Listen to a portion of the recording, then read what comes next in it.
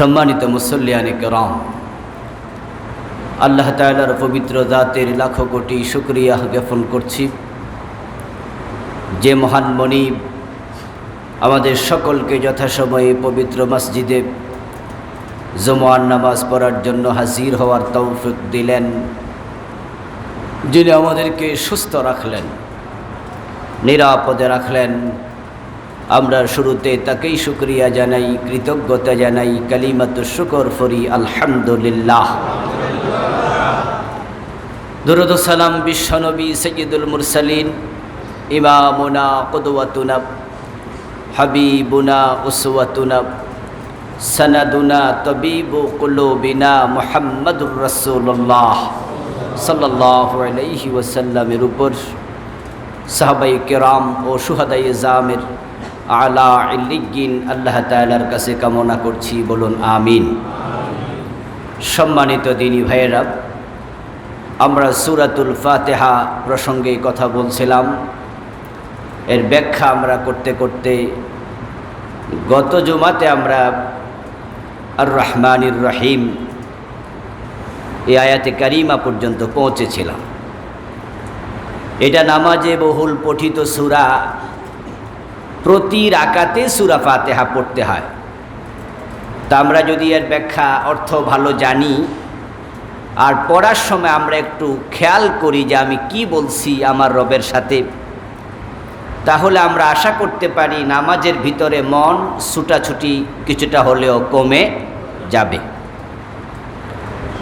নামাজ হচ্ছে আল্লাহর সাথে কথা বলা। ইযা কামা আহাদুকুম ফি সলাতিহি ফাইন্নাহু ইউনাজি রাব্বাহ। রাসূলুল্লাহ সাল্লাল্লাহু আলাইহি ওয়াসাল্লাম বলেন, তোমাদের কেউ যখন নামাজে দাঁড়ায় সে তখন আল্লাহর সাথে কথা বলতে শুরু করে। সুবহানাল্লাহ। তো সূরা ফাতিহা হলো আল্লাহর সাথে কথা বলার শুরু। তো আল্লাহ তাআলা সেখানে নিজের পরিচয় দিলেন। তারপরে তিনি এবার আমাদেরকে বলছেন, আমি মালিক ইয়াউমিদ্দিন, বিচার দিনের মালিক। সমস্ত প্রশংসা আল্লাহ, যিনি জগতের রব, যিনি রহমান, যিনি রহিম। তাহলে আল্লাহর একটা পরিচয় আমরা এখানে পেয়েছি। এবার আল্লাহ তাআলা বলছেন, শোনো, আমি কিন্তু বিচার দিবসের মালিক, প্রতিদান দিবসের মালিক। দুনিয়ার মানুষকে তিনি স্মরণ করিয়ে দিচ্ছেন যে তোমরা যা করছো এর সবটারই প্রতিদান তোমাদের দেয়া হবে। আমি সেই দিবসের মালিক, সেই দিবসের সিদ্ধান্ত একমাত্র আমার হাতে। সেদিন আমার কথা ছাড়া কারো কথা চলবে না। কোরআন মাজিদের সূরা ফাতিহার ব্যাখ্যাই বাকি পুরা কোরআন। এটা এটা মা, এর এক একটা অংশের ব্যাখ্যা অন্য অন্য জায়গায় আল্লাহ লম্বা দিয়েছেন। যেমন মালিক ইয়াউমিদ্দিন বলে এখানে মাত্র একটি আয়াত, ছোট্ট কয়টা শব্দ। মালিক একটা শব্দ, ইয়াউম একটা শব্দ, দিন একটা শব্দ, মাত্র 3টা শব্দ। কিন্তু এই বিচার দিবস নিয়ে, আখেরাত নিয়ে কোরআনের আয়াত সংখ্যা 500-র বেশি। তাহলে এই 3 শব্দের ব্যাখ্যা বাকি সব। আমরা যেই আখেরাতমুখী মানুষ, আমরা এখানে কেউ থাকতে আসি নাই। এই পৃথিবীতে কেউ চাইলে থাকতে পারবেও না, থাকার কোনো সুযোগও নাই। সবাই যাবে, যেতেই হবে।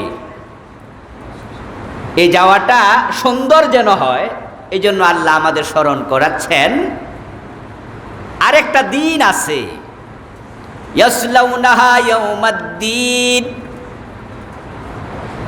যেই দিনে তারা সবাই হাজির হবে।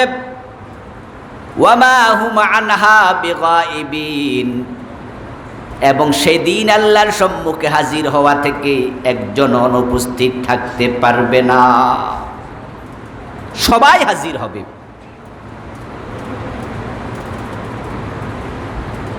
ওয়াইদাল কুবুরু বুসিরাত, কবরগুলোকে খুলে দেয়া হবে। এখন ঢাকনা আছে, তখন ঢাকনা থাকবে না, কবর খুলে দেবে। ইসরাফিল আলাইহিস সালাম সিংহায় ফু দিয়ে আহ্বান করবেন, আসো।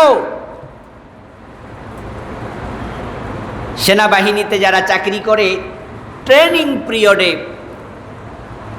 তাদেরকে বিরতি দেয়া হয়, আধা ঘন্টার খাবার বিরতি, 15 মিনিটের নাস্তার বিরতি, 3 ঘন্টা বিশ্রামের বিরতি।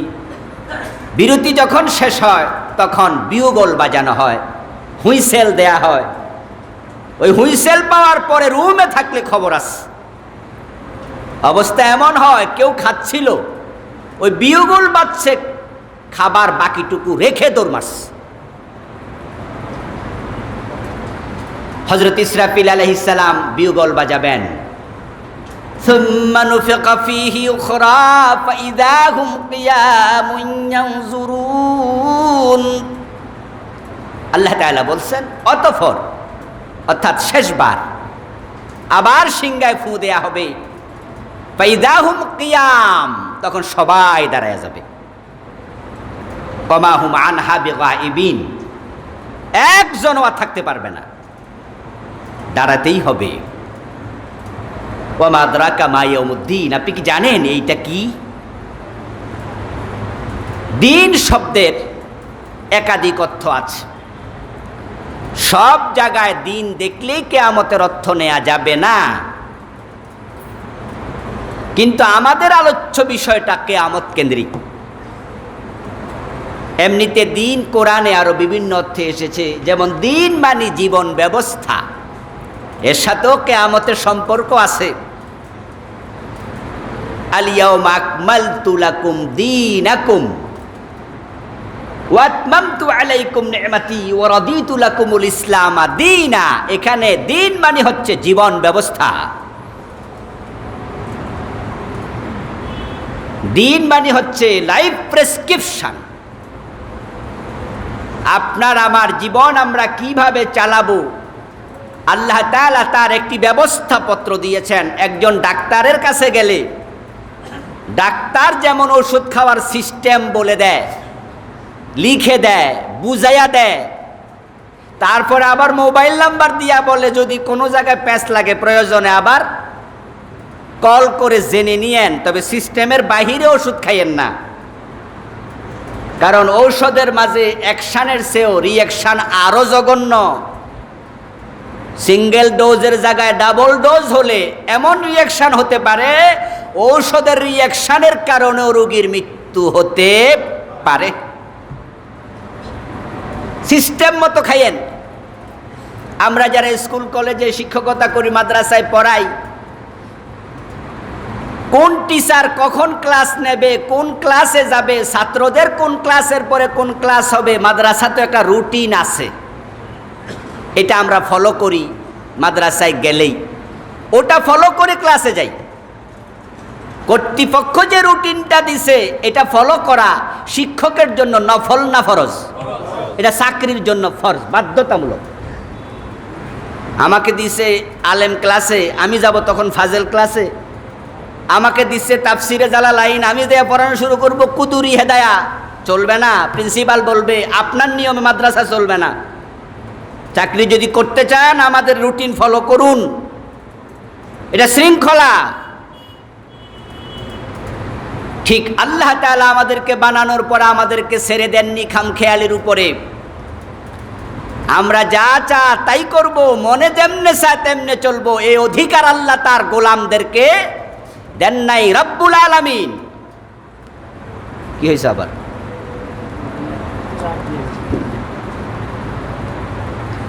ডিস্টার্ব করা যাবে না, যা হয়েছে হয়েছে, যাও। কি হলো এটা? এটা করতে দেবেন না কোনো। আমরা দেখে দেখে বলি না, বলার একটা গতি আছে, নষ্ট করে দিলেন কেন? এটা দিলেন আজকে। আস্তাগফিরুল্লাহ আল-আযীম। বলছিলাম আল্লাহ তাআলা আমাদেরকে একটা সিস্টেমের উপরে ছেড়ে দিয়েছেন। তিনি এই সিস্টেমের আগে বলছেন আমি রব। আমি যে সিস্টেম দিয়েছি আমি রব হিসাবে দিয়েছি, আমি মালিক, আমি প্রিন্সিপাল, আমি অনার, আমি লর্ড। তুমি চাকরি করবা প্রিন্সিপালের কথা শুনে করো, না হয় আউট। তুমি সিস্টেমের বাইরে চলবা, আমার অধীনে থাকতে পারবা না, out. Yeah বাশারাল জিন্নি wall ins in ইসতাতাতুম আন তানফুযু, এরপরে কি মিন আকতারিস সামাওয়াতি ওয়াল আরদ। হে জিনেরা, হে মানুষেরা, আমার সিস্টেমের বাইরে চলতে মন চায় তাহলে তুমি চলো, আমার আপত্তি নাই, তবে আমার আকাশ জমিনের ভিতরে থাকতে পারবা না, অন্য জায়গায় যাও। দিন মানে জীবন ব্যবস্থা। এখন আপনার আমার জীবন কি আমাদের মন মতো চলবে না আল্লাহর সিস্টেম মতো? এটা না মানবেন তো মালিক ইয়াউমিদ্দিনের কথা মনে করাই দিচ্ছে। এই একটা দিন কিন্তু আসবে, ইয়াসলাউনাহা ইয়াউমাদ্দিন, সেদিন কিন্তু আমার কাছে আসতে হবে, অসহায়ের মতো আসবা। এখানে আমার জীবন ব্যবস্থা মেনে চলবা। ইউশারুন নাস ইয়াউমাল কিয়ামাতি আলা সালাসাতি আসনাফ। ইউশারুন নাস ইয়াউমাল কিয়ামাতি সালাসাত আসনাফিন, মানুষকে আল্লাহ তিন ভাগে বিভক্ত করবেন। ওয়াইদাল কুবুরু বুসিরাত, কবর খুলে দেবে, মানুষগুলো উঠবে, কিয়ামত হবে। ফাইদাহুম কিয়াম, দাঁড়াবে।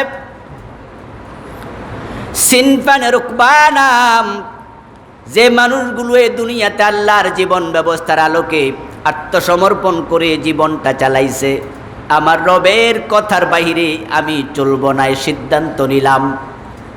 চলতে পারি না, চলার কোনো অধিকার আমার নাই। যদি কখনো ভুল হয়ে যায় আমি তাওবা করে আবার ফিরে আসব, আল্লাহর কথার বাহিরে আমি এক চুল পরিমাণ সরব না। এই সিদ্ধান্ত নিয়ে জীবন যারা চালাবে, আল্লাহ তাআলার রাসূল বলেন কবর থেকে হাসরে নেয়ার জন্য আল্লাহ তাআলা জান্নাতের গাড়ি পাঠাইয়া দেবে। খুব সুন্দর মানুষ, সুন্দর বিদায়, সুন্দর জীবন, সুন্দর হাসর, ভালো মানুষ। আবার যারা বলবেন না আমার মন যা চায় তাই করব, সুযোগ আছে, এখতিয়ার আল্লাহ দিয়েছেন। আপনি বেনামাজি হয়ে যান, নামাজে আসেন নাই, আল্লাহ ফেরেশতা পাঠাইয়া ফজরের টাইমে ঘুম থেকে ধাক্কায়া তুলে জোর করে মসজিদে আনবেন, আল্লাহর কোনো প্রয়োজন নেই। আপনার মনে চাইছে ঘুমায় থাকবেন, থাকেন গা। তবে সিনফান আলা উজুহিহিম, রাসূলুল্লাহ সাল্লাল্লাহু আলাইহি সাল্লাম স্মরণ করিয়ে দিচ্ছেন, সেদিন কবর থেকে ওঠার পরে মানুষগুলাকে উল্টাইয়া দেয়া হবে। তাদের পা চলে যাবে উপরের দিকে, মাথা চলে যাবে নিচের দিকে। নাউযুবিল্লাহ। আল্লাহর যে জীবন ব্যবস্থা আল্লাহ দিয়েছিলেন সে তার সাথে তাল মিলায় নাই, সে উল্টাইছে। এই জন্য আল্লাহ বলে আমিও তোর উল্টাইয়া দিলাম।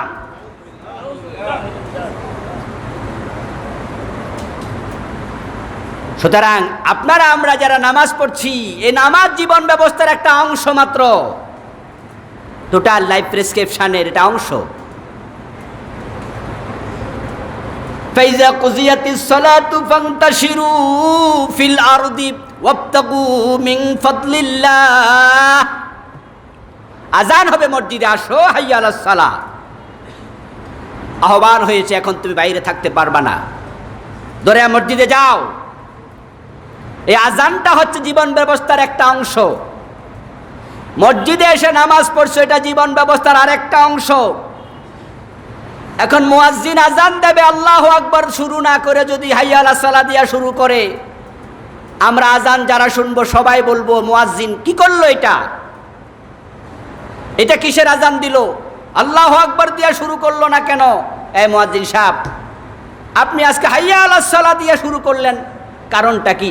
মুয়াজ্জিন বলবে আরে মিয়া, আজানের সবচেয়ে ইম্পর্টেন্ট অংশ তো হলো নামাজে ডাকা, এজন্য এটা দিয়ে শুরু করছি। আমরা বলবো জি না, লাইফ প্রেসক্রিপশন আপনি বানান নাই, বানাইছে আল্লাহ এবং তার রাসূল। রাসূলুল্লাহ শিখিয়েছেন আল্লাহু আকবার দিয়া শুরু হবে, আবার লা ইলাহা ইল্লাল্লাহ বলে শেষ হবে। কোন কালেমার পরে কোন কালেমা হবে আল্লাহর হাবিব শিখিয়েছেন, যেভাবে আপনাকেও দিতে হবে সেভাবে। হেরফের করলে আমরা পরের ওয়াক্তে আপনাকে আর আজান দিতে দেব। ইমাম সাহেব নামাজে আসলো, আল্লাহু আকবার তাকবীরে তাহরিমা দিয়া নামাজ শুরু করবে, তা না করে তিনি দাঁড়ায়া সূরা ফাতিহা পড়া শুরু করে দিয়েছে। আল্লাহর হাবিব যে লাইফ প্রেসক্রিপশন দিয়েছেন তার সাথে মিলে নাই। তাকবীরে তাহরিমা দিয়ে নামাজ শুরু হয় নাই। নামাজ বাকিটা যত সুন্দর হোক, এ নামাজের এক আনা দামও নেই। শুধু জামাতে আসলে চলবে না, এটা লাইফ প্রেসক্রিপশনের একটা অংশ। ওই জামাত আবার আল্লাহর দেখানো সিস্টেমে করা লাগবে। সিস্টেমের বাহিরে যাবেন, এ নামাজ বাদ, এ আজান বাদ, নামাজ শেষ। এবার নামাজ শেষ করে বাহির হলেন, বাহির হইয়া দোকানে বসলেন। দোকানদার ওজনে কম দেয়া শুরু, মালে ভেজাল দেয়া শুরু। নামাজ শেষ করে হাকিম হিসাবে আদালতে চেয়ারে বসলেন, ওই ব্রিটিশদের আইনে রায় দেয়া শুরু। অ্যাডভোকেট হয়ে আদালতে কথা বলছেন, মিথ্যা মামলার পক্ষে মিথ্যা বলা শুরু। তা আপনি মসজিদে এসে কিসের নামাজ পড়ছেন? এটা লাইফ প্রেসক্রিপশনের একটা সামান্য অংশ। নামাজ শেষ, বেরিয়ে যাও, আল্লাহর করুণা তালাশ করো। মসজিদের বাহিরেও আল্লাহর সিস্টেম, আল্লাহর আইন আছে না নাই? যেই জায়গায় যাবেন সেখানে আবার আল্লাহর কথা মানবেন। কাজ শেষ করে বাড়ি ফিরবেন, বাড়ি ফেরার পরে কিভাবে পরিবার চালাতে হবে সেখানে আল্লাহর আইন আছে না নাই? মেয়ে বিয়ে দেবেন সুদখোরের কাছে, ঘুষখোরের কাছে? বাবা নামাজি, বাবা ভালো ব্যবসা করে, হাকিম ভালো বিচার করে, কিন্তু বিয়ে দিছে মেয়েটা সুদখোরের কাছে। আবার বিয়ের দিন হলুদ অনুষ্ঠানে হাজার লাখ টাকা খরচ করছে। বেহায়াপনা, বেপর্দা। মুসলমানের বিয়ে না হিন্দুর বিয়ে চেনা যায় না। আপনার মেয়ের বিয়ে, আপনার নিজের বিয়ে, এটা কি লাইফ প্রেসক্রিপশনের ভিতরে আছে না নাই? ওটাও আল্লাহ এবং রাসূলের সিস্টেমের বাহিরে যাওয়ার কোনো অধিকার আপনার নাই। আপনি ঘুমাতে যাবেন, আল্লাহর লাইফ প্রেসক্রিপশন ফলো করুন। টয়লেটে যাবেন, ফলো করুন। পুরা জীবন বিধানের নাম দিন। আলিয়াউমা আকমালতু লাকুম দীনাকুম, আল্লাহকে আমি এই দিনটাকে পরিপূর্ণ করেছি। সুবহানাল্লাহ পড়বেন না? এটা বড় আনন্দের খবর। ওয়া আতমামতু আলাইকুম নি'মাতি, আল্লাহ তাআলা বলছেন এটা আমার নিয়ামত, দিন আমার নিয়ামত, এটাকে আমি অপূর্ণ রাখি নাই। এই জন্যই তো আমরা সৌভাগ্যবান জাতি যে আমাদের দিন পরিপূর্ণ দিন, যার কারণে আমাদের পুরা জীবনে কোনো বিষয় আমরা অন্যের কাছে হাওলাত করার জন্য যাওয়া দরকার নাই। রাসূল সাল্লাল্লাহু আলাইহি সাল্লাম যখন সাহাবাদেরকে কিভাবে টয়লেটে ঢুকতে হবে তা শিখালেন, যে বাম পা দিয়ে ঢোকো। টয়লেটে গিয়ে কখন কাপড়টা তোলা দিয়ে বসতে হবে সেটা রাসূল শিখালেন। এক অমুসলিম এই কথা শুনে একজন সাহাবীকে বলছে, তোমাদের নবী নাকি সেরা নবী? কহে কই সেরা নবী হইলে টয়লেটে কেমনে যাবে বুঝি, এটাও শিখায়। ওই সাহাবী জবাব দেন, আমাদের দিন যেহেতু পরিপূর্ণ, এই জন্য দিনে এমন কোনো দিক নাই যেটা রাসূল বলেন নাই। সুবহানাল্লাহ, সব বলে দিয়েছেন। তিবয়ানান লিকুল্লি শাই, কোরআন পরিপূর্ণ ধর্মগ্রন্থ। রাসূলের সুন্নাহ আর ব্যাখ্যা, তিবয়ান কোরআন রাসূলের সুন্নাহ সহ। হাদিস বাদ দিয়া, রাসূলকে বাদ দিয়া কোরআন তিবয়ান নয়।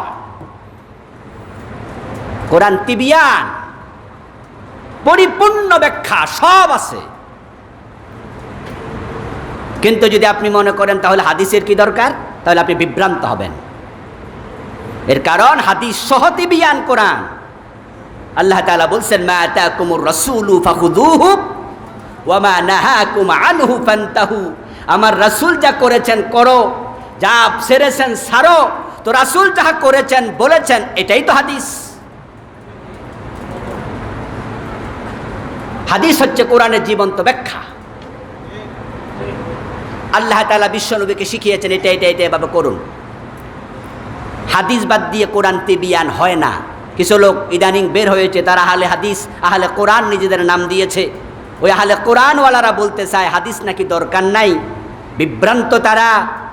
কারণ কোরআন তিবিয়ান, হাদিস সহ। কোরআনে আছে ওয়ারকাউ ওয়াসজুদু, রুকু করো সেজদা করো। কিন্তু রুকু একটা, সেজদা দুইটা প্রতি রাকাতে, এটা কি কোরআনে আছে? রুকু করো, সেজদা করো, কিন্তু রুকু করার সময় মাথা ঝুঁকাতে হবে সামান্য, সেজদার সময় মাথা মাটিতে লাগাতে হবে। এটা কি কোরআনে আছে? এটা হাদিসে আছে। তাহলে বোঝা গেল হাদিস সহ কোরআন তিবিয়া। কোরআনে আছে ওয়ালিল্লাহি আলান নাস হিজ্জুল বাইত মান ইসতাতা ইলাইহি সাবিলা, যাদের পক্ষে সম্ভব তারা যেন আল্লাহর ঘরে গিয়ে হজ করে। হজের কথা কোরআনে আছে, কিন্তু জিলহজের 9 তারিখ হজ, এ কথা তো কোরআনে নাই। হজের কথা আছে, 9 তারিখের কথা তো নাই। এখন আল্লাহ কইছে হজ করো, তাই কি কালকে গেল হজ হইব? উমরা হবে, কিন্তু হজ হচ্ছে ইয়াউমে আরাফা। তাহলে হজ এই কথাটা রাসূলের হাদিস সহ তিবিয়ান।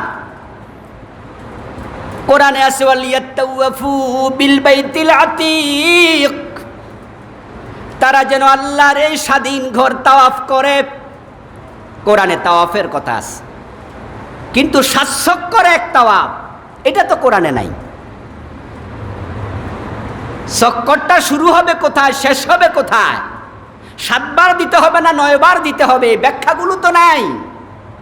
এই ব্যাখ্যাগুলো রাসূল করেছেন, এজন্য বোঝা যায় যে কোরআন রাসূলের ব্যাখ্যা সহ তিবিয়ান। এখন কোরআন সুন্নাতে কি নাই? পুরা জীবনে যা দরকার সব আছে। বলেন সুবহানাল্লাহ। কেউ বলবেন তাহলে ইজমা কিয়াস।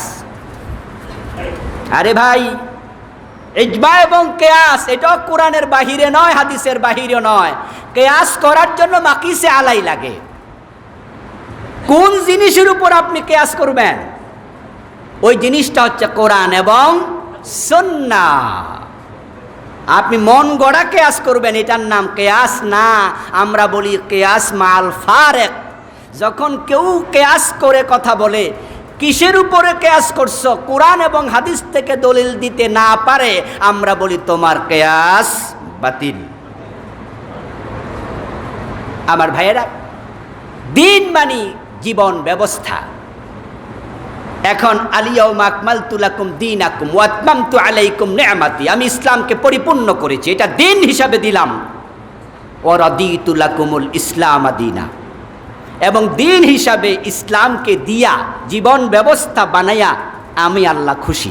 সুবহানাল্লাহ পড়েন। কে খুশি? ঘোষণা কে দিচ্ছে? আল্লাহ কয় আমি খুশি। এখন আমরা যারা পাইছি, আমরা খুশি হওয়া দরকার আছে না নাই? কিন্তু আমরা সবাই খুশি না, আমরা অনেকেই নারাজ। এই জন্য আমরা পুরা জীবনের ব্যবস্থা ইসলামকে মানি নাই, ধর্মীয় জীবনে রাসূলকে মানি, বিবাহ করার সময় ইজাব কবুল রাসূলকে মানি, হজ করার সময় রাসূলকে মানি, ব্যবসা করতে গিয়ে হ্যাঁ রাসূলের সুন্নাহ ফলো করে, ওজনে কম দেই না, মালে বেজাল দেই না, এখানেও মানি, টুপি মাথায় দেই, দাড়ি রাখি, মসজিদে আসি, নামাজ পড়ি, মানি। কিন্তু রাজনৈতিক জীবনে গেলে রাসূলকে আর নেতা মানে না, অমক তমককে আদর্শ বানাইয়া বাবা ডাকে, এমন আছে না নাই? হ্যাঁ, রাজনৈতিক জীবনে রাসূল আপনার মডেল নয়। তাহলে আপনার ইসলাম কি পরিপূর্ণ না অপূর্ণ? এটাই কুফরি, এটাই তো কুফরি। যদি আপনি মুমিন হন, তাহলে আপনাকে ইসলাম পুরাটা নিতে হবে, পুরাটা। তিনি রব, তাই তিনি আপনাকে স্মরণ করিয়ে দিচ্ছেন মালিক ইয়াউমিদ্দিন। পুরাটা নিবা না, তাহলে আরেকটা দিন সামনে আছে। আরে রুবিবিয়তের কথা বলে পরে আবার দিনের কথা, কিয়ামতের কথা কেন বলে? মানে স্মরণ করাইয়া দিচ্ছে। তুমি যে এখানে আসো, যা মন চায় তা করছো, এটা ভেবো না তুমি ছুটে গেছো, তুমি বেঁচে গেছো, এটা মনে করো না। নাটাই কিন্তু কার হাতে? ইন্না রাব্বাকা লাবিল মিরসাদ। যারা বোঝে না, অবুঝের আচরণ করছে, নবী এবং রাসূলের সাথে বেয়াদবি করেছে। এই সুন্দর কথাগুলো বলে বলে নবী রাসূলরা মানুষকে বুঝাচ্ছে, সাবধান হও, সতর্ক হও। কিন্তু তারা এটাকে ভালোভাবে নেয়নি। যেমন আমার এই ভালো কথাটাও কারো কারো কাছে ভালো লাগেনি। আল্লাহ আফসোস করছে, ইয়া হাসরাতান আলাল ইবাদ মা ইয়াতিহিম মির রাসূলিন ইল্লা কানু বিহি ইস্তাহজিউন। আফসোস আমার বান্দাগুলোর জন্য, নবী রাসূলরা তাদের বড় হিতাকাঙ্ক্ষী, তাদের বড় দরদি, কিন্তু তারা বড় বেয়াদবি করেছে। ভালো কথাগুলো বললে ভালো লাগে না, আল্লাহ এটা জানেন, তাই তিনি রব্বুল আলামিন পরিচয় দিয়ে বলছেন বিচার দিবসের মালিক কিন্তু আমি। এখন বিচার দিবসে ভালো মেহমান হয়ে আর সে আজিমের নিচে বসতে চাইলে, জান্নাতের গাড়িতে চড়তে চাইলে, আল্লাহর করুণা সিক্ত হয়ে বেহেশত পাইতে চাইলে পুরা জীবন ইসলাম মেনে নেওয়া দরকার আছে না নাই? এটার নাম আত্মসমর্পণ। This is Islam, complete surrender to Allah. Complete complete বলার পরে বাকি থাকেনি কিছু আর? 100% সারেন্ডার। দিন মানে আখলাক। দিনের আরেকটি অর্থ হলো আখলাক। আন্নাসু আলা দীনি মুলুকিহিম, এটা একটা প্রবাদ। রাজা যেমন প্রজা তেমন, রাজার আখলাক যেমন হয় প্রজার আখলাক তেমন হয়। দিন মানে সেখানে হলো আখলাক।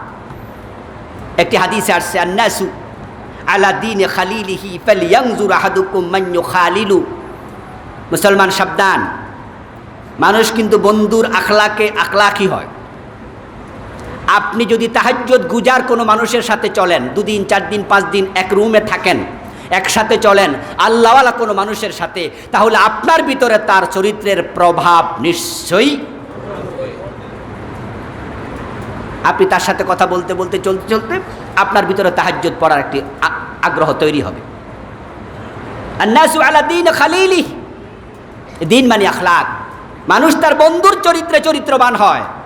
ফালিয়ানজুর আহাদুকুম, তে তোমাদের প্রত্যেকের দেখা উচিত যে কেউ বন্ধু বানাবে মান ইউখালিলু, সে কাকে বন্ধু বানাচ্ছে। এখানে দিন মানে আখলাক। আরেকটা মানে হচ্ছে দিন মানে ধর্ম, যেটা আমাদের দেশে সবচেয়ে বেশি পরিচিত। ইন্নাদ দীন ইনদাল্লাহিল ইসলাম। এখানে দিন মানে ধর্ম। হিন্দু একটা ধর্ম, ইহুদি একটা ধর্ম, খ্রিস্টানদের একটা ধর্ম, বৌদ্ধদের আছে একটা ধর্ম। তা আমরা বলি বৌদ্ধ ধর্ম, ইহুদি ধর্ম, খ্রিস্টান ধর্ম বলি না আমরা? হিন্দু ধর্ম, ইসলামও ধর্ম। দিন মানে ধর্ম। এবার আল্লাহ বলছে আল্লাহর কাছে ধর্ম মাত্র একটা, সেটার নাম কি? তাহলে আর যত ধর্ম আছে এগুলো আল্লাহর কাছে গ্রহণযোগ্য না। ওয়ামান ইয়াবতাগি গায়রাল ইসলামি দীনান ফালান ইউকবালা আনহু। কোরআন মাজিদ আল্লাহ তাআলা বলছেন, যে ব্যক্তি ধর্ম হিসাবে ইসলাম ছাড়া অন্য কোনো ধর্ম নেয়, আল্লাহ তার পক্ষ থেকে সেটা কবুল করবেন না। হুয়াল্লাযী আরসালা রাসূলাহু বিল হুদা ওয়া দীনিল হক লিইয়ুযহিরাহু আলাদ দীনি কুল্লিহি। তিনি আল্লাহ, যিনি তার রাসূলকে সত্য ধর্ম ইসলাম নিয়ে পাঠিয়েছেন, বাকি যত ধর্ম আছে সবগুলোর উপর ইসলামকে যেন তিনি বিজয়ী করে দেন। সুবহানাল্লাহ। আর অন্য অন্য ধর্ম আছে। এখন ইসলাম হলো সব ধর্মের মাঝে শ্রেষ্ঠ ধর্ম, নাকি ইসলাম সব ধর্মের মাঝে একমাত্র ধর্ম? কোনটা শ্রেষ্ঠ ধর্ম? বললে বোঝা গেল শ্রেষ্ঠ ছাড়া আরো কিছু আছে। আদৌ কি আছে? দিন কয়টা? ধর্ম কয়টা? বাকি ইহুদি ধর্ম, খ্রিস্ট ধর্ম যা ছিল ইসলাম আসার পরে সব স্থগিত। যদিও মুফাসসিরদের অনেকেই বলছেন আগেকার নবীদের ধর্ম ইহুদি ধর্ম খ্রিস্ট ধর্ম ছিল না, ওটাও ইসলামই ছিল। পরবর্তীতে এগুলোকে এই ধর্মে নামকরণ করা হয়েছে মাত্র, কারণ আমাদেরকে মুসলিম হিসাবে নাম দিয়েছেন ইব্রাহিম আলাইহিস সালাম। মিল্লাতা আবিকুম ইব্রাহিমা হুয়া সাম্মাকুমুল মুসলিমিন। তিনি মুসলিম বলেছেন, ইসলাম তার ধর্ম ছিল, আমাদেরকে তিনি মুসলিম বলেছেন। এখন খ্রিস্ট ধর্মের যিনি প্রবর্তক তিনি হযরত ঈসা আলাইহিস সালাম। উনি ইব্রাহিম আলাইহিস সালামের ছেলে, ইসহাকের বংশধর। ইহুদি ধর্মের প্রবর্তক হযরত মূসা আলাইহিস সালাম, উনিও ইব্রাহিম আলাইহিস সালামের ছেলে, ইসহাকের বংশধর। তাহলে হযরত মূসা হযরত ইব্রাহিমের নাতি, হযরত ঈসা আলাইহিস সালাম ইব্রাহিমের নাতি, ইব্রাহিম আলাইহিস সালামের ছেলে ইসহাকের বংশধর। ইব্রাহিম যদি মুসলিম হয়, তার ধর্ম ইসলাম হয়, ইসহাকের ধর্ম ইসলাম, মুসার ধর্ম ইসলাম, ঈসার ধর্ম ছিল ইসলাম। ইন্নাদ-দীন ইনদাল্লাহিল ইসলাম। এরপরে যদি ভিন্ন ব্যাখ্যা দিয়ে কেউ বলে না ইহুদি একটা আলাদা ধর্ম, ইসলাম বটে, এটার আরেকটা নাম। খ্রিস্ট ধর্ম এটাও ইসলাম, তবে এটার আরেকটা নাম হয়েছে দ্বীনে নাসারা। আমরা তখন বলবো ইসলাম নবী মুহাম্মদ যখন নিয়ে এসেছেন তখন আগে যত ছিল, যত নামে ছিল, সব স্থগিত। قال النبي صلى الله عليه وسلم لو كان موسى حيا وادرك نبوتي لاتبعني। নবী মুহাম্মদ সাল্লাল্লাহু আলাইহি ওয়াসাল্লাম বলছেন, যদি মুসা নবী জীবিত থাকতো আর আমি তার সময় নবুয়ত নিয়ে প্রকাশিত হতাম, লাত্তাবানি, লামে তাকিদ, বাংলা অর্থ হলো নিশ্চিতভাবে মুসা নবী আমার অনুসরণ করতেই হতো। আর আমি তো মুসা নবীর অনেক পরে এসেছি, তোমরা তার উম্মতেরা আমাকে অনুসরণ করতে রাজি হচ্ছ না। তোমাদের নবী মুসা জীবিত থাকলে আমি তখন যদি আসতাম তখনও তারটা বাতিল হয়ে যেত, স্থগিত হয়ে যেত। তার উপর ফরজ হতো আমাকে অনুসরণ কর। এখানে দিন মানি ধর্ম, তাহলে আমরা পেলাম দিন মানি আখলাক, দিন মানি ধর্ম, দিন মানি জীবন ব্যবস্থা। কিন্তু আমাদের আলোচ্য বিষয় মালিক ইয়াউমিদ্দিন, দিন মানি ইয়াউমুল জাযা, প্রতিদান দিবস, বিচার দিবস। আল্লাহ তাআলা আমাদেরকে বিচার দিবসে হাজির কেন করবেন? কোরআন মাজিদে আল্লাহ তাআলা অনেক আয়াতে বলছেন, আমি কিছু আয়াত আপনাদের কাছে উদ্ধৃত করব। ফাল্লাহু ইয়াহকুমু বাইনাকুম ইয়াওমাল কিয়ামা। আল্লাহ তোমাদেরকে বিচার দিবসে হাজির করার পিছনে যে কারণগুলো আছে তার মাঝে একটা হচ্ছে তোমরা যে একে অপরের সাথে আচরণ করছো, আল্লাহ এটার ফয়সালাও করবেন। আল্লাহর সাথে যে আচরণ করছো সেটার ফয়সালাও করবেন। বিচার দিবসে কোনোটা বাদ যাবে না। আফালা ইয়ালামু ইযা বু'সিরা মা ফিল কুবুর, পড়েন না, ওয়া হুসিলা মা ফিস সুদুর। আরে ভাই, কবর আমি খুলে দেব, আল্লাহ বলছেন কবর আমি খুলে দেব, তারপরে তোমাদের অন্তরে যা ছিল ওটাকে আমি নিয়ে নেব, সংগ্রহ করব আমি। এই কলবে যা আছে, আমাদের পাতিলের মাঝে দুধ রাখি আমরা, পিরিনি পায়েস রাখি, বড় চামচ দিয়া যখন এইভাবে দেয়া হয় পুরাটা পিরিনি এক চামচে উঠে যায়, যতটুকু আছে আর কি আছে, ধরুন একটুকু পিরিনি, চামচটা অত বড়, তাহলে পুরাটাই তো উঠে যাবে একসাথে। আল্লাহ বলে অন্তঃকরণে যা আছে আমি সেদিন সবটাকে একসাথ করে নেব। এবার অন্তরে যার হিংসা আছে, আল্লাহর হাতে আপনার হিংসাটা হাজির হবে। অন্তরে যার গীবত আছে, আল্লাহর সামনে সেটা হাজির হবে। অন্তরে যাদের লোভ আছে সেটা হাজির হবে, ঘৃণা হাজির হবে, ঈর্ষা হাজির হবে, মিথ্যাচার হাজির হবে। যা করছেন আপনার অন্তরে যা আছে সেটা হাজির হবে। আল্লাহ ওটাকে সামনে রেখে বিচারে বসবেন।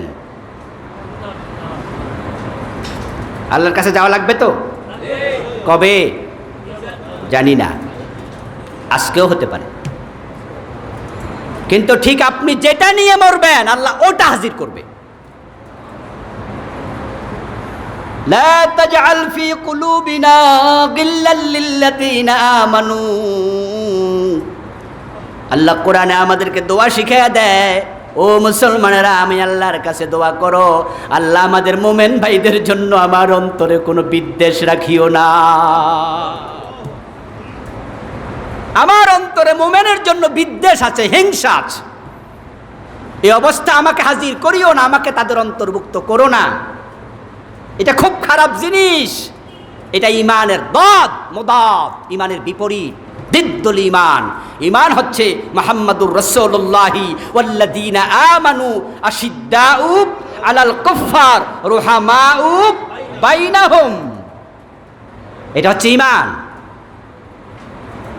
আমিনু কামা আমানান নাস, ইমান আনো সাহাবাদের ইমানের মতো। ইসলাম হবে সাহাবাদের ইসলামের মতো, আমল হবে সাহাবাদের আমলের মতো।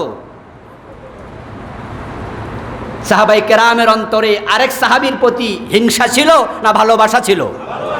আল্লাহ বলছে মুহাম্মাদুর রাসূলুল্লাহ ওয়াল্লাযীনা আমানু মাহু, মুহাম্মদ সাল্লাল্লাহু আলাইহি ওয়াসাল্লাম এবং তার সাথে যারা ঈমান আনছে সবার চরিত্র কি শোনো?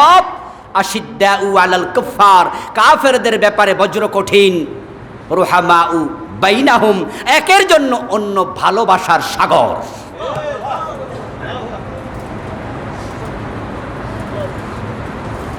এখন আমার উঁচু টুপি দেখে আপনি মনে আমার প্রতি ঘৃণা পোষণ করেন, আপনার পাঁচকল্লি টুপি দেখে আমি ঘৃণা পোষণ করি। আপনি অমক পীরের মুরিদ, আমি সেই পীরের মুরিদ নই, তে আমার আপনাকে অপছন্দ, দেখতে পারি না। একজন মুমিনের প্রতি আরেকজন মুমিন বিদ্বেষ অন্তরে লালন করছে, এমন মুমিন আছে না নাই? আপনি যদি আজকে মারা যান সেটা নিয়ে মরলেন, আল্লাহ হাসরের দিন সেটা আপনার কলব থেকে কাছাইয়া নেবেন, সামনে রেখে বিচার করবেন। কয়দিন আগে একজন আলেমকে অ্যারেস্ট করা হলো। বাংলাদেশে যে কয়জন বড় বড় মুহাদ্দিস আছেন, আলহামদুলিল্লাহ আল্লাহ তাআলা অনেকদের সাথে চলার সুযোগ দিয়েছে, তাদের সাথে কথা বলা, চিনা আলোচনা শোনার সুযোগ দিয়েছে। উনার মতো হাদিস তাৎক্ষণিক মুখস্থ বলতে পারে আমার বাংলাদেশে এমন যারা চেনাশোনা আছে একজনও চোখে পড়ে নাই। জানে অনেক। আব্দুল মালিক হাফেজাহুল্লাহ হাদিসের অনেক বড় বিশারদ, এখনো বেঁচে আছেন। মাওলানা আব্দুল্লাহ জাহাঙ্গীর রাহেমাহুল্লাহ, তিনি মরে গেছেন, হাদিসের বিশারদ, সনদের আলেম, মতনের শুধু না, মতনের আলেমের অভাব নাই, সনদের আলেম বাংলাদেশে খুব অভাব। মাওলানা আব্দুল মালিক সাহেব একজন বেঁচে আছেন, আল্লাহ হায়াতে আরো বরকত দেখ, বলেন আমিন। দ্বীনের জন্য ওরা বাতি। আব্দুল্লাহ জাহাঙ্গীর হাফেজাহুল্লাহ চলে গেছেন, আমরা বঞ্চিত হলাম তার সোহবত থেকে, তার খিদমাহ থেকে। আব্দুল্লাহ জাহাঙ্গীর সাহেবের সময়ও আব্দুল্লাহ জাহাঙ্গীর সহ যারা আছেন যত মুহাদ্দিস আমি চিনি আমার জানা মতো, তাৎক্ষণিকভাবে মুখস্থ হাদিস বলা, তাৎক্ষণিক যে হ্যাঁ এটা অমুক কিতাব আছে, তমুক কিতাবে আছে, এবারটা এই। কয়দিন আগে যিনি অ্যারেস্ট হয়েছেন তার মতো একজনও বাংলাদেশে নেই আমার জানা মতো, আমার জানার বাহিরে থাকতে পারে। এত জাহিন, এত জাহিন, এত জাহিন। উনি নিজে বলেছেন উনি মাত্র 36 দিনে কোরআনের হাফেজ হয়েছে। ব্রেন দেখেন, তাও কর্মজীবনে যাইয়া। উনি দোষের ঊর্ধ্বে নয়, ভুলের ঊর্ধ্বে নয়। ভুল আমারও আছে না নাই? আপনাদের আছে না নাই? শুধু যারা দৈরা হাত কাপ ফ্যান করা পড়েছে তার আর কোনো ভুল নাই, ঠিক না? তারা সব আল্লাহর ওলি, তাদের কোনো ভুল নাই। ওই আলেমকে নিয়ে আমি আরেকজন আলেমের সাথে কথা বলতেছিলাম, সম্ভবত গতকাল বা তার আগের দিন। উনি একজন বড় আলেম, মুহাদ্দিস। তখন এক প্রসঙ্গে উনি ওই আলেমের কথা বলতে গিয়ে আমারে বলতেছে, তবে উনি এমনি খারাপ না, তবে হানাফি মাযহাবের বিরুদ্ধে কিছু ফতুয়া দেয়। এই কথাটা শুনে আমি খুব কষ্ট পেলাম, কিচ্ছুই বলিনি, মনটা খারাপ হয়ে গেল। আরে যারা অ্যারেস্ট করছে তারা কি হানাফি মাযহাবের কারণে অ্যারেস্ট করছে যে উনি হালে হাদিস হয়েছে কেন? যারা অ্যারেস্ট করেছে তাকে, তাদের অন্তরে আছে বিদ্বেষ, ঘৃণা, আলেম ওলামাদের প্রতি চরম অসম্মান। কারণ তার দোষ থাকলে তাকে অ্যারেস্ট করা আমাদের আপত্তি নেই, আমার দোষ থাকলে আমারে করবে, উনার দোষ থাকলে উনারে করবে। রাষ্ট্র চাইলে প্রত্যেককে জিজ্ঞাসাবাদ করার অধিকার রাষ্ট্রের আছে, আমরা দ্বিমত করি না। কিন্তু তাই বলে হাতকড়া পরানোর কি প্রয়োজন ছিল?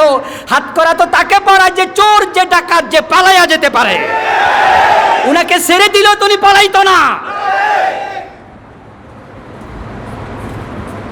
এই যে আমি গত 2-3 মিনিট ওয়াজ করলাম, আমার এই ওয়াজটুকুর কারণে যদি কালকে আমাকে অ্যারেস্ট করে, আমি মনে করি আমাকে অ্যারেস্ট করার জন্য বাসায় পুলিশ আসার কোনো প্রয়োজন নাই। আমাকে শুধু যদি বলে যে হুজুর আপনি থানায় আসেন, আল্লাহর কসম আমি থানা নিজে হাজির হয়ে যাব। আমি পলানোর লোক না তো। আর আমি পলাবোটা কোথায়? আমি পলাবো কোথায়? ইন্টারনেটের কারণে, ইউটিউবের কারণে বাংলাদেশের কোন অঞ্চলে গেলে আমাকে চিনবে না? বিদেশে যায় লুকিয়ে থাকতে পারিনি, বেড়াইতে গেছি যে একটু একা বেড়াইতে আসি, কেউ যেন না চিনে, একটু সি বিচে নামবো, গোসল করব, কেউ যে চিনে না এটাই ভালো হয়েছে। দেখি এর মাঝে এসে একজন কয়, ও মা হুজুর করতে আইছেন। মিয়া তোমাদের জ্বালায় পলানোর জায়গা বিদেশও নেই, তো যাকে অ্যারেস্ট করছে সে কি পলানোর মানুষ? হাত করা পরাইছে যারা, তারাও জান উনি আসলে পলাবে না, কিন্তু হাত করা পরাইছে বেজ্জতি করার জন্য। কিসের জন্য? যে উনি বুঝুক উনি বেজ্জতি হয়েছে। আহা আহা, আরে উনি অপরাধী কিনা সেজন্য মামলা দেও, মামলা দেওয়ার পরে কোর্ট বিচার করবে উনি অপরাধী কিনা, ঠিক কিনা? কোর্ট যদি মনে করে যে উনি আসলে অন্যায় করছে, আমিও বলছি উনি ভুলের ঊর্ধ্বে না, উনার কিছু কথার সাথে পার্সোনালি আমিও একমত না, এই কথাগুলো উনি না বললে ভালো ছিল, আমিও মনে করি। কিছু কিছু কথা একটু বেশি বলে ফেলছে, আমি ভাবছি যে উনি না বললেই ভালো ছিল। ওই দোষে 3 মাস জেল হোক, 6 মাস জেল হোক, ওনাকে সতর্ক করুক, 1 লাখ টাকা জরিমানা করুক, হুজুর সামনে আর কইেন না, আমরা এগুলো পছন্দ করি না, দেশের জন্য এগুলো ক্ষতিকর। এভাবে শাসায়া দেয়া যায় না, সতর্ক করা যায় না। উদ্দেশ্য সংশোধন। কাফেররা এটা বুঝলো, মুসলমান তোমরা কেন বোঝো না? আমি বলেছিলাম যে আমেরিকায়, নিউ ইয়র্কে আমি যাচ্ছিলাম, যাওয়ার পথে ড্রাইভিং করছে আমার এক আত্মীয়, সুন্দর একটা বিল্ডিং, চারপাশে দেখলাম কাঁটা তারের বেড়া, গোল গোল করে করে কাঁটা তার, এত সুন্দর করে কাঁটা তারগুলো বানাইছে, এটার মাঝে একটা মজা লাগতেছে দেখে, চারদিকে কাঁটা তারের বেড়া, ভিতরে একটা বিল্ডিং। আমি আমার আত্মীয়কে বললাম যে ভাই এত সুন্দর করে কাঁটা তার দিছে, এটা হলো কারেকশন সেন্টার। তা আমি বললাম মানে কি?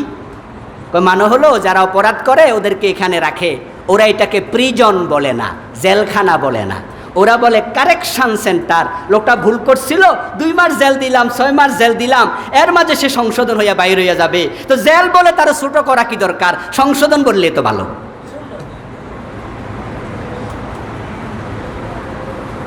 গাড়ি চালাইছে, স্পিড যা হওয়া উচিত, যেমন আপনাদের রাস্তায় দেখবেন লেখা আছে 80, লেখা আছে না? মাঝে মাঝে লিখবেন 40, 80, 70, 60, ইভেন ফিস ডালা কত বড় অক্ষরে লেখা থাকে, এগুলো হলো কিলোমিটারের গতি। তো যারা ড্রাইভিং করে তারা এগুলো বোঝে। ওটার বাহিরে গেলে আপনি মামলা খেতে পারেন। রোডস অ্যান্ড হাইওয়ের পুলিশ আপনাকে বলতে পারে এখানে 40 কিলোমিটারের বেশি আপনি কেন চালাইলেন, ঠিক হয় নাই। আমি লন্ডনে এক ভাইয়ের লিখা বই থেকে জানলাম, উনার ছেলে ড্রাইভ করছে, হিথ্রো বিমানবন্দর থেকে তিনি নামলেন, পিছনে দেখলেন পুলিশের গাড়ি এসেই উনাকে সামনে ওভারটেক করে ইঙ্গিত দিছে দাঁড়াইছে। দাঁড়ানোর পরে গিয়ে বলল, স্যার আপনি স্পিড লস করেছেন, স্যার আপনি স্পিড লস করেছেন, তাই আপনার জরিমানা হবে। একটা স্লিপ ধরাইয়া দিল, চলে গেল। উনি লিখলেন, আমি আশ্চর্য হলাম, অপরাধ করেছে আমার ছেলে, তাকে সম্বোধন করেছে কি বলে? স্যার বলে। আর বাংলাদেশে যদি আমি স্পিড লস করতাম, সামনে যায় কি স্যার কইতো? তা আমরা কেন শিখলাম না চরিত্র? আমার বন্ধু, ওয়াহুসসিলা মা ফিস সুদূর, আপনি যখন মরে যাবেন আপনার অন্তরে যা আছে আল্লাহ সবটাকে একত্রিত করে তার হাতে নেবেন, তারপরে এটা সামনে রেখে বিচার করবেন। অন্যের প্রতি যাদের ঘৃণা আছে, হিংসা আছে, লোভ আছে, অনেক ক্রোধ আছে, মিথ্যা বলার অভ্যাস আছে, গীবতের অভ্যাস আছে, সবগুলো অন্তরে জমা রাখা অবস্থায় মরলে আপনার উপায় নেই। মালিক ইয়াউমিদ্দিন, তিনি বিচার দিবসের মালিক। আরে ভাই আপনি কোনো অন্যায় করেন নাই আর আল্লাহ আপনারা শুধু শুধু দোজখে দিয়ে দেবে, এটা হইতে পারে? অসম্ভব, অসম্ভব। ওয়ালা ইউজলামুনা ফাতিলা, ওয়ালা ইউজলামুনা ফাতিলা। উনি আপনার কলবটাকে উনার হাতে নেয়ার পরে, সিঞ্চিত করার পরে, জমা করার পরে, হ্যাঁ, তারপরে তিনি দেখবেন যে কলবে কোনো কুফর নাই, কোনো শিরিক নাই, কারো প্রতি হিংসা নাই, গীবত নাই, অনাচার নাই, গুনাহ নাই। এটার নাম কলবে সালিম। কি নাম এটা? কথা বলেন না কেন, কি নাম? কলবে সালিম। ইয়াউমা লা ইয়ানফাউ মালু ওয়ালা বানুন ইল্লা মান আতাল্লাহা বিকলবিন সালিম।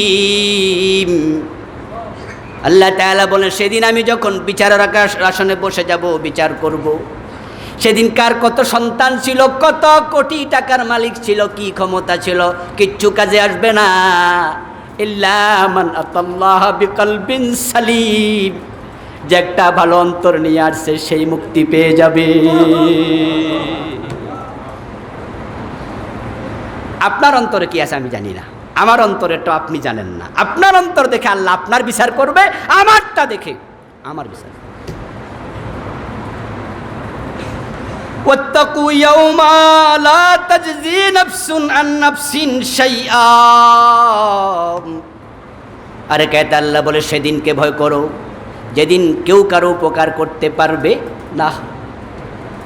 আপনার কলব তো আপনারটা দেখে আল্লাহ বিচার করবে, আপনার আমলনামা দেখে। ওয়া কুল্লু ইনসানিন আলজামনাহু তায়রাহু ফি উনুকিহি ওয়া নুখরিজু লাহু ইয়াওমাল কিয়ামাতি কিতাবা ইয়ালকাহু মানশুরা ইকরা কিতাবাক কাফা বিনাফসিকাল ইয়াওমা আলাইকা হাসিবা। আল্লাহ তাআলা বলছেন আমি গর্দানের মাঝে আমলনামার রেকর্ডার ঢুকায় রাখছি, ওটা আমি টেনে বের করে সব দেখব কি করছো। হ্যাঁ, কিছু বাদ থাকবে না। কলবে কি আছে সেটা আমি বের করব। ওয়াহুসসিলা মা ফিস সুদূর। তারপরে তোমার তার আলোকে তোমার বিচার, অন্য তোমার উপকার করতে। ওয়ালা ইউকবালু মিনহা শাফাআহ, সেদিন কারো সুপারিশ গ্রহণযোগ্য হবে না। ওয়ালা ইউখাযু মিনহা আদল, কেউ যদি কোনো বিনিময় দিতে চায় এই বিনিময় গ্রহণ করা হবে না। ছেলে বলবে আল্লাহ আমার মায়ের পাপ আমার কাঁধে দাও, আমার মাকে ছেড়ে দাও। মা বলবে আমার ছেলেটার পাপ আমাকে দাও, আমার ছেলেকে ছেড়ে দাও। সেদিন যদি কেউ প্রস্তাব দেয় প্রস্তাব গ্রহণ করা হবে না। লা তাজিরু ওয়াজিরাতুন বিজরা উখরা, একের পাপের কারণে অন্যকে শাস্তি দেয়া হবে না। ওয়ালা হুম ইউনসারুন, সেদিন কেউ কাউকে সাহায্য করতে পারবে না, তারা সাহায্য করার উপযুক্ত হবে না। ইয়াউমা লা তামলিকু নাফসুন লিনাফসিন শাইআ, বাংলা অর্থ কি? শাইউন মানে সামান্য জিনিসকে বলে শাই। সেদিন কারো সামান্য উপকারে আসবে না কেউ। ওয়াল আমরু ইয়াউমা ইযিল লিল্লাহ, সেদিন আদেশ এবং ক্ষমতা একমাত্র কার। কেউ কারোর সাথে কথা বলতে পারবে না। ইয়াউমা ইয়াফিরুল মারউ মিন আখিহি ওয়া উম্মিহি ওয়া আবিহি ওয়া সাহিবাতিহি ওয়া বানিহি, শুধু পলাবে, কেউ কাউকে দেখতে থামবেও না। আলাখিল্লা ইয়াউমাইযিন বাদুহুম লিবাদিন আদুন ইল্লাল মুত্তাকিন, তবে যারা মুত্তাকি মানুষ সেদিন মুত্তাকিদের বন্ধুত্ব উপকারে আসতে পারে।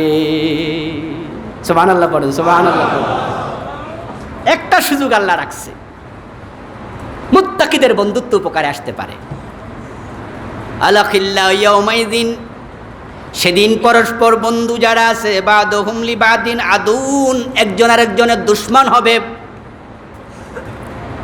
দেখলে বলবে বেটা তোর কারণে সিনেমা হলে গেছি। আছে না বন্ধু বন্ধুরা টাইকে নিয়ে যায়, কখনো বিড়ি সিগারেট খায় না, বন্ধুর পাল্লায় পরে সিগারেট টানা শুরু করছে, এমন বন্ধু আছে না নাই? আজকে যে ছেলেটি মদখোর, সে কি মায়ের পেট থেকে মদ খাইয়া বাইরে ছিল? বাপে মদ কিনা খাওয়াইছিল? না না, যত মদখোর সব বন্ধুর কারণে। আরে ভাই, যে বাবা নিজে মদ খায় সে বাবাও তার ছেলের কমপক্ষে বাংলাদেশে খাওয়ায় না। বিদেশের কথা বাদ দেন, ওরা তো অমানুষ অনেকেই। এগুলো আবার ছেলে মেয়ে বৌজি একসাথে খায়, চায়ের মতো খায়। কিন্তু বাংলাদেশে আমরা বলতে পারি যে বাংলাদেশে কোনো বাবা নিজে মদখোর হলেও ছেলেকে মদ কিনে, তাহলে সে মদখোর হইল কেমনে? নিশ্চয়ই সে কোনো কোনো বন্ধুর পাল্লা পড়ছে। এখন সে কিয়ামতের দিন বলবে বেটা তোর কারণে মদখোর হয়েছি। একজন একজনকে বলবে, মোমেনরা সবাই ভয় পাবে। আল্লাহর কাহা সুরত দেখে নবীরা পর্যন্ত ইয়া নাফসি বলবে। প্রত্যেকে টেনশানে থাকবে। এটা আখেরাতের একটা পর্ব, পুরাটা আখেরাত এমন নয়। পুরা আখিরাতের পুরা পর্বে আল্লাহ কাহার থাকবেন না। আল্লাহর কাছে, রহমানের কাছে হাজির করা হবে, রহমানের কাছে সম্মানের সাথে আরশে আজিমের নিচে হাসরের ময়দানে রহমান হবেন। গত জুমায় বলেছি রহমান ব্যাপক। রহমান কি? ব্যাপক। আল্লাহ আখিরাতেও রহমান হবেন, কাহার হবেন একটা পর্বে। ওই পর্বে সব মানুষ অস্থির, একজন ব্যক্তি ছাড়া, নবী মুহাম্মদ সাল্লাল্লাহু আলাইহি ওয়াসাল্লাম, ফাইন্নাহু ইয়াতি ইনদাল আরশ ফায়াখির লাহু সাজিদা। সব নবী, সব মানুষ অস্থির, ইয়া নফসি ইয়া নফসি ইয়া নফসি, নফসি নফসি নফসি নফসি নফসি। মুসা, ঈসা, ইব্রাহিম আলাইহিমুস সালাম সব নবী পর্যন্ত নফসি নফসি নফসি। রাসূল সাল্লাল্লাহু আলাইহি ওয়াসাল্লাম তিনি একমাত্র মানুষ যিনি আরশে আজিমের কাছে যাবেন। কিয়ামতের দিন আল্লাহ আরশ বানাবে। অন্য হাদিসে পাওয়া যায় আল্লাহ আরশ বানায় আরশের উপরে তিনি দণ্ডায়মান হবেন। তিনি আরশের উপরে দণ্ডায়মান হয়ে বিচার করবেন। ফাইন্নাহু ইয়াতি ইনদাল আরশ ফায়াখিরু লাহু সাজিদা। রাসূল সাল্লাল্লাহু আলাইহি ওয়াসাল্লাম আরশের কাছে গিয়া তিনি সেজদায় পড়ে যাবেন। তিনি ইয়া নাফসি বলবেন না, তিনি সেজদায় পড়ে যাবেন। আল্লাহ তাআলা সেজদার মাঝে রাসূল বলে ফায়ুলি হিমুনি মাহামেদা আহমাদুহু বিহা ওয়ালা তাহদুরুনিল আন। আল্লাহ আমাকে ইলহাম করবে কিছু শব্দ, ওই শব্দ দিয়ে আমি আল্লাহর প্রশংসা করতে থাকবো। আল্লাহ খুব রাগান্বিত থাকবেন। লিমানিল মুলকুল ইয়াউম লিল্লাহিল ওয়াহিদিল কাহ্হার। কঠিন অবস্থা। আমার প্রশংসার বাক্যগুলো শুনে আল্লাহর ক্রোধ কমে যাবে। আল্লাহ বলবেন ইয়া মুহাম্মাদু ইরফা রাসাক সাল তুতা কুল তুসমা ইশফা তুশাফা। মাথা তুলুন। শাফাআতে কুবরা হবে। শাফাআতে কুবরা, শাফাআতে কুবরা মানে রাসূল সাল্লাল্লাহু আলাইহি সাল্লাম মাথা তুলে এবার বলবেন আল্লাহ দয়া করে একটু হিসাব শুরু করে দেন। হাসরের ময়দানে মানুষগুলো খুব কষ্টে আছে। হাসরের ময়দান তারুজুল মালাইকাতু ওয়ার রূহু ইলাইহি ফি ইয়াউমিন কানা মিকদারুহু 50 আলফ সানা, 50,000 বছর লম্বা। মানুষ অস্থির, পিপাসায় কাতর, সবাই অস্থির, সবাই কাতর। যারা হাসরের মাঠে আছে, যারা আরশে আজিমের নিচে আছে তারা আরামে আছে, আর বাকি সবাই কাতর। এই অবস্থায় হাউজের ঢাকনা খুলে দেওয়া হবে। সুবহানাল্লাহ পড়েন। ইন্না আতাইনা কাল কাউসার, কাউসারের ঢাকনা খুলে দেওয়া হবে। কাউসারের ঢাকনা খোলার পরে ওই পিপাসায় কাতর মানুষগুলো চলে গেছে, কয়েক হাজার বছর দাঁড়ায় আছে। সূর্যের তাপ, কষ্ট কাকে বলে। আমরা যখন কোনো কারণে লাইনে দাঁড়াই, পাসপোর্ট অফিসে গিয়ে লাইনে দাঁড়ানো লাগে, টিকা দিতে গেলে লাইনে দাঁড়ানো লাগে। ভিআইপিরা ভালো। আমি গতকালকে টিকা দিছিলাম, যাই দেখি লাইন কাকে বলে। হৃদরোগ হাসপাতালে টিকা দিতে গেলাম, বিশাল লাইন। হাসরের ময়দানে অবস্থা হবে। তবে আলহামদুলিল্লাহ পরিচয়ের কারণে আমি লাইনে দাঁড়ানো লাগে নাই। আমার একজন ধরে নিয়ে একবারে কয় হুজুর আমনে জানগা। এগুলো হয়ে যায়, কারণ আমি ঠিকানা যাকে জিজ্ঞাসা করতে গেছি কাউন্টারে বললাম যে কোথায় দেয় টিকা, কোথায় দেয়। তো যারে জিজ্ঞাসা করছি অফিসার ওখানকার, উনি তাকায় কয় মুখে তো আমি আবার মাস্ক পরে গেছি, তো হাসপাতালে মাস্ক পরে যাওয়া লাগে, এটা উচিত। তো মাস্ক আমার মুখ ঢাকা, কিন্তু আমি শব্দ শুনে বলে হুজুর আপনি টেলিভিশন ওয়াজ করেন না? তা আমি বললাম যে হ্যাঁ। হুজুর আপনার কি দরকার? আলহামদুলিল্লাহ আরেকজন উপকার করে দিয়েছে, হয়ে গেছে। লাইনে দাঁড়াবে মানুষ। আচ্ছা লাইনে যদি 3 ঘন্টা 5 ঘন্টা দাঁড়ায় থাকেন কেমন লাগে? কষ্ট। আচ্ছা সেটা যদি একদিন দাঁড়ায় থাকতেন, আচ্ছা 2 দিন, 5 দিন, 10 দিন, 100 দিন, 1 বছর,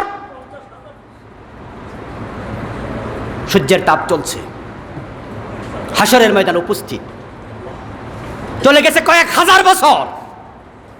পিপাসার অবস্থা কি হবে? তা হাউজের ঢাকনা খুলে দেওয়ার সাথে সাথে মানুষ পানির জন্য পাগল হয়ে যাবে, কিন্তু হাউজের পানি সবাই পাবে।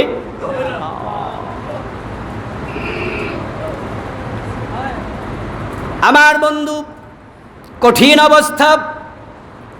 আল্লাহ তাআলা এক পর্যায়ে শান্ত হবেন, বিচার করবেন। ডান হাতে কিছু মানুষের আমলনামা দেবেন। ডান হাতে যারা আমলনামা পাবে ইয়ানকালিবু ইলা আহলিহি মাসরুরা, তারা আনন্দিত হয়ে যাবে। ফায়াকুলু হাবু মুকরাউ কিতাবিয়া, সামনে যাকে পরিচিত পাবে তাকে বলবে দেখো আমার আমলনামা দেখো। আনন্দে উদ্বেলিত হবে। ডানাতে আমলনামা যারা পায় তারা ফাসিক না মুত্তাকি? একটু বলেন না, ফাসিক না মুত্তাকি? এখন ওই মুত্তাকি আপনার বন্ধু। ইল্লাল মুত্তাকিন, ওই মুত্তাকি বন্ধু আপনার সাথে পরিচিত, সে আজকে আনন্দিত, ডান হাতে আমলনামা পেয়েছে। কিন্তু আপনার আমলের অবস্থা ভালো নয়, আপনি বুঝেছেন হিসাব নিকাশে ধরা খেয়ে যাবেন।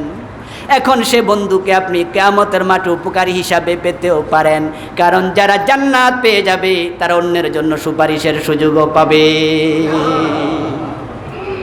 নবীরা সুপারিশ করবে, আলেমরা সুপারিশ করবে।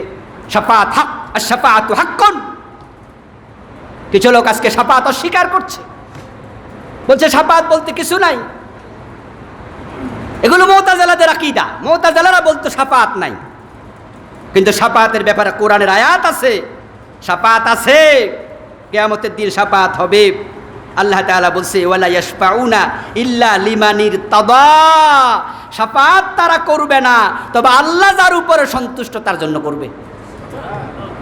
অর্থাৎ আল্লাহ তাআলা বুঝাইয়া দেবেন, ও মিয়া মুত্তাকি, সুপারিশটা তুমি ওর জন্য করো, ওর জন্য করো। অর্থাৎ এখানে যারা আছে আল্লাহ তাআলা ইলমে আযলির মাধ্যমে জানেন আমার ওই বান্দাটা গুনাহ বেশি সওয়াব কম। অর্থাৎ ফাম্মা মান খাফফাত মাওয়াজিনুহু ফাউম্মুহু হাবিয়া, এখন তার তো নেকের পাল্লা হালকা হয়ে যাচ্ছে। আল্লাহ জানেন বিচার হবে একটু পরে, লাইনে দাঁড়ায় আছে। আল্লাহ আগেই জানেন, সব জানেন। আল্লাহ যদি আগে সব না জানতেন, বিচার তো কিয়ামতের দিন হবে, তাহলে কবরে আযাব হয় কেমনে? বিচারে তো হয় নাই, বিচার ছাড়া কিসের আযাব? অথচ কবরে আযাব আছে না নাই? তো বিচারের আগে আযাব হয় কেমনে? বোঝা গেল বিচারের আগে আল্লাহ জানে। বিচারটা কেন হবে? কোনো মানুষ যেন বলতে না পারে আমি অপরাধী নই, আল্লাহ আমার জোর করে জাহান্নামে দিছে, এটা বলতে যেন না পারে। তা আল্লাহ সামনে হাজির করবে, আমলনামা বলবে হাতে দিয়া ফর, ইকরা কিতাবাক, আছে কিনা? ইকরা কিতাবাক কাফা বিনাফসিকাল ইয়াউমা আলাইকা হাসিবা। ও মিয়া, তোমার আমলনামা তুমি পড়ো, আজকে আমলনামা পড়ার জন্য তুমি নিজে যথেষ্ট, কোনো সাহায্যকারী দরকার নেই। তারা আমলনামা পাওয়ার পরও মিথ্যা বলবে, আল্লাহ মুখে মোহর মেরে দেবেন, হাতের সাক্ষী, কানের সাক্ষী, চোখের সাক্ষী নেবেন, চামড়া কথা বলবে। আল্লাহ বিচারের মজলিসে প্রমাণ করে ছাড়বে, তোমার জাহান্নামের জন্য আমি দায়ী নই, তুমি নিজেই দায়ী। না হয় জান্নাত দেওয়ার জন্য বিচারের কোনো দরকারই ছিল না, আল্লাহ তো সবই জানে। মুত্তাকিরা সেদিন কাজে লাগতে পারে। এখন আপনারা আমার সামনে যারা আছেন, কথা শুনতেছেন, যারা ভবিষ্যতে ইউটিউবের মাধ্যমে শুনবেন, আমি সবার কাছে বলতে চাই, যদি আমরা মুত্তাকিদের সাথে সম্পর্ক রাখি, আখেরাতে উপকারের সম্ভাবনা তো আছে। এখন আমার বন্ধুত্বটা মুত্তাকির সাথে করা দরকার আছে না নাই? আর অন্যরা কিন্তু দুশ্মন হবে। দুশ্মন হবে মানে কিয়ামতের দিন আঙ্গুল কামড়াবে, আঙ্গুল, তারা হাতে কামড়াবে। আল্লাহ বলছেন এটা, ইয়াউমা ইয়াউদ্দুজ জালিমু আলা ইয়াদাইহি, জালেম সেদিন নিজের আঙ্গুল, নিজের হাত, নিজে দুই হাত কামড়াবে। ইয়াকুলু ইয়া লাইতানি ইত্তাখাযতু মা'আর রাসূলি সাবিলা, নিজের হাত নিজে কামড়ায়া ছিঁড়ে ফেলবে আর আফসোস করে বলবে, হায় রে, যদি রাসূলকে আমার বন্ধু বানাতাম, রাসূলের পথে চলতাম, রাসূলের সাথে চলতাম, মা'আর রাসূলি সাবিলা, রাসূলের সাথে রাস্তায় চলতাম। রাসূলুল্লাহ সাল্লাল্লাহু আলাইহি সাল্লাম ঘর থেকে বের হবেন, কে সবার আগে রাসূলের কাছে গিয়া রাসূলের হাতের ব্যাগটা একটু নেবে, রাসূলের জুতাটা ঠিক করে দেবেন, রাসূলের খেদমত করবেন, অপেক্ষায় থাকতেন। এমন সাহাবীর সংখ্যা 70-এর মতো ছিল, যারা বিয়ে পর্যন্ত করেন নাই, ঘর বাড়ি বানান নাই, মসজিদে নববীর বারান্দায় জীবন কাটেছে। আবু হুরায়রা রাদিয়াল্লাহু তাআলা আনহু, নাম শুনেছেন না? বিখ্যাত সাহাবী, উনার নাম শুনে নাই এখানে একজনও থাকার কথা না, সবচেয়ে বড় মুহাদ্দিস। আবু হুরায়রা ইসলাম গ্রহণ করেছেন খায়বারের যুদ্ধের সময়, খায়বারের যুদ্ধে 7ম হিজরিতে। কোন মুহাদ্দিসরা বলেন খায়বারে যাওয়ার আগে করছে, তিনি খায়বারে গিয়েছেন। কোন মুহাদ্দিস বলেন যে না, তিনি খায়বারের যুদ্ধে অংশগ্রহণ করতে পারেন নাই। যুদ্ধ শেষ হওয়ার পরে মুসলমান হয়েছে, তবে রাসূল তাকে খায়বারের যুদ্ধের গনিমতের ভাগ দিছে। রাসূলের অধিকার আছে, রাসূল চাইলে খমুস থেকে তিনি যাকে ইচ্ছা তাকে দিতে পারেন। রাসূল সাল্লাল্লাহু আলাইহি সাল্লামের সাহাবী আবু হুরায়রা ইসলাম গ্রহণ করলো খায়বরে 7ম হিজরি। রাসূল ইন্তেকাল করলেন 11 হিজরির শুরুতে। আবু হুরায়রা রাসূলের সঙ্গ পেলেন কতদিন? 8ম হিজরি, 9ম হিজরি, 10ম হিজরি, 3 বছরের সামান্য কিছু বেশি। সবচেয়ে বেশি হাদিস উনি বলে কেমনে? সবচেয়ে বেশি হাদিস উনি কেমনে বলে? মা আয়েশা রাসূলের বিবি, রাসূলের ঘরের সঙ্গী, উনি বলল 2200 হাদিস। আবু হুরায়রা 5700-এর উপরে হাদিস। এর কারণ ইসলাম যখন থেকে গ্রহণ করেছে এই 3-3.5 বছর রাসূলকে ছায়ার মতো অনুসরণ করছে, ছায়ার মতো। রাসূলকে দেখে রাসূলের সাথে গেছে, দৌড়াইছে পাগলের মতো। এবার বলুন তো, রাসূলকে যারা এরকম ফলো করছে তারা কি আফসোস করা লাগবে? কথা বলেন না কেন? আর যারা রাসূলকে দেখলে রাসূল এই পথে গেছে, এই পথ থেকে সইরা গেছে, এমন চরিত্রে কিছু লোক আছে না নাই? এই যে ইমাম সাহেব হুজুর আইতাছে, দেখা হইলে তো কিছু ইসলামের কথা শুনাইলেন, দেখা হইলে তো বলবো ভাই যান আসেন, নামাজ কালাম পড়ছেননি, কি খবর, বৌজি পর্দা করেনি, ভাই কোরআন শরীফ পড়েননি। ওনার লোকে দেখা হইলে শুধু উনি এই fit fit fit fit fit fit করে, যাক উনি আইতাছে সইরা যাই। আলেম ওলামা দেখলে, ভালো মানুষ দেখলে সঙ্গ দেয় না, তাস খেলুন না লোক আড্ডা দেয়, এমন আছে না নাই? হ্যাঁ, ওই তাসওয়ালা আইসে আর কই রে দোস্ত আয়, হুজুর আইসে সইরা গেছে। কিয়ামতের দিন হাত কামড়াবে আর বলবে ইয়া ওয়াইলাতা লাইতানি লাম আত্তাখিজ ফুলানান খালিলা। হায় আফসোস, যদি তাকে আমি সেদিন বন্ধু না বানাতাম কতই ভালো হতো। আল্লাহর সামনে হাজির হয়ে বলবে আল্লাহ রব্বানা ইন্না আতানা সাদাতানা ওয়া কুবারানা ফাদাল্লুনা সাবিলা। হে আল্লাহ, নেতার লগে চলছি, এ নেতা আমারে পথ হারা করে দিছে। ওই বেটা মুহাদ্দিস, বাংলাদেশের সেরা মুহাদ্দিস, উনার এলমের ব্যাপারে তার বিরোধীরাও বলে না যে উনার এলম কম, যে বলে সে খেয়ানতকারী বা জানেই না কিছু। ওই বেটার হাতে যে হ্যান্ডকাপ পরাইছে, কেন পরাইছে? নেতা খুশি হবে, চাকরির প্রমোশন হইব। যে হ্যান্ডকাপটা পরাই দিই, তাহলে আমার নেতা আমার দেখবো যে আমি সাথে আছি, আমি কামটা করছি। নেতাকে খুশি করার জন্য ধরছি, প্রমোশনের জন্য হেবেজ্জতি করছি, অথচ তিনি হাদিসের মুহাদ্দিস। যেই হাতে হ্যান্ডকাপ পরাইছো, ওই হাদিস কত হাজার পৃষ্ঠা হাদিসের কিতাব উল্টাইছে ওই হাত দিয়া, তার গণনা করা যাবে না। কত হাজার পৃষ্ঠা উল্টাইছে হাত দিয়া। কেমনে পরাইলা হ্যান্ডকাপ এই হাতে, কেমনে পরাইলা?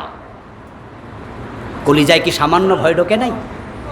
সেদিন তারা হাত কামড়াবে, যারা অপরাধী, যারা অপরাধী, যারা পাপাচারী, ওই নেতাকে খুশি করছে। কিয়ামতের দিন কি বলবে? ইন্না আতানা সাদাতানা, ও আল্লাহ আমার নেতা, আমার উপরের অফিসার আমারে বলছে তারে ধরো, তারে মারো, আঙ্গুল উল্টায় দাও, হাত কাপে হ্যান্ডকাপ পরাও, তার দাড়ি ধরে টান মারো। পাকনা দাড়ি ধরে টান মারছে এমন ছবিও পত্রিকা আসছে আজ থেকে কয়েক বছর আগে, ঠিক কিনা? বাবার বয়সী দাড়ি ধরে টানছে। আল্লাহ আমাদের নেতার কথা শুনছি, অফিসার কইছে ফাদাল্লুনা সাবিলা, তারা আমাদেরকে পথহারা করছে। আজকে আমি জাহান্নামী, দোষ কিন্তু আমার একা না। ও আল্লাহ, তাকে ডাকো, রব্বানা আতিহিম দিফাইন মিনাল আযাব, ও আল্লাহ তাকে দ্বিগুণ আযাব দাও। ও আলহুম আলানহুম লানান কাবীরা, তার উপর বড় লানত দাও, বড় লানত দাও, বড় লানত দাও। আল্লাহর একায়েতে বলেন লিকুল্লিন দেফ, তুমি ও বেটা তোষ দিয়া তারে দ্বিগুণ আযাব দাও। আমার কাছে বলে নিজে সারা পাইবা পাবো না, দ্বিগুণ আযাব তারেও দেব তোমারেও দেব। তুমি কেন শুনলা যেই চাকরি করলে পরে জুলুম করা লাগে, অন্যায় করা লাগে, আলেমের গায়ে হাত দেওয়া লাগে, ওই চাকরি ছাইরা দিয়া মুদি দোকানদারি করা দরকার। ওই চাকরি ছেড়ে দাও, চা বিক্রি করো, চা বিক্রি করো, মুদি দোকানদারি করো। ওই চাকরি করো না যে চাকরি করলে জুলুম করা লাগে। কারণ এমনও হতে পারে তোমার চাকরি শেষ হওয়ার আগেই তুমি চলে যেতে, হতে পারে কালকেই ডাক আসবে, পরশু ডাক আসবে। এই কথাগুলো শুধুমাত্র তাদের জন্য নয়, এটা আমার জন্য, আপনার জন্য, সবার জন্য। ওয়াহুসিলা মা ফিস সুদূর ইল্লা মান আতাল্লাহ বিকলবিন সালিম।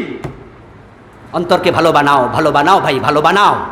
অন্তরে ঘৃণা সরাইয়া দাও, লোভ সরাইয়া দাও, বিদ্বেষ সরাইয়া দাও, গীবত করার অভ্যাস সরাইয়া দাও, মিথ্যা বলার অভ্যাস সরাইয়া দাও। অন্তরটাকে ফকফকা পরিষ্কার করো। ওই অন্তর দিকে থাকাইয়া আল্লাহ তোমার জান্নাত দিয়ে দেবেন।